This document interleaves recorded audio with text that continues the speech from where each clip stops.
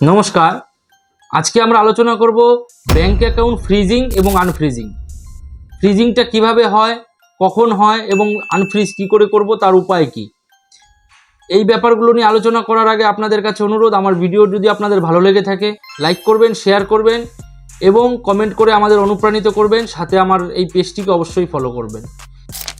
আমরা সাধারণত bank account freezing কখন বুঝবো, যখন ব্যাংক আপনার ট্রানজ্যাকশনের ওপরে বা ব্যাংক আপনার অপারেশনের ওপরে টোটালি রোধ করে দেবে।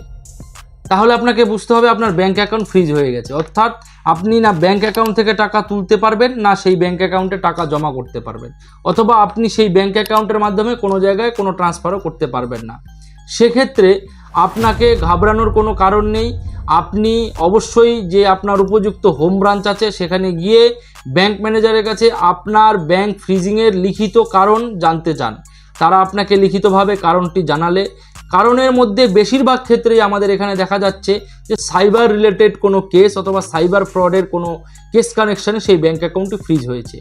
তাহলে আপনাকে অবশ্যই সেই উকিলবাবুর কোনো এক উকিলবাবুর মাধ্যমে যোগাযোগ করতে হবে উপযুক্ত থানা অথবা উপযুক্ত ইনভেস্টিগেটিং এজেন্সির সাথে।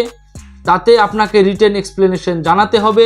সাথে আপনাকে যদি নোটিশ দেওয়া হয় তাহলে আপনি ভিজিট করবেন, সেখানে ভিজিট করে আপনার 6 মাসের লাস্ট, অন্তত 6 মাসের বা 12 মাসের ব্যাংক অ্যাকাউন্টের স্টেটমেন্ট নিয়ে তাকে দেখাবেন। সাথে আপনি লিখিত কারণ দায়ের করে ব্যাংক অ্যাকাউন্টকে ম্যানেজারকে অথবা আপনি সেই ইনভেস্টিগেটিং এজেন্সিকে আপনার ব্যাংকের অ্যাকাউন্টটি আনলক করার জন্য অনুরোধ জানাতে পারেন।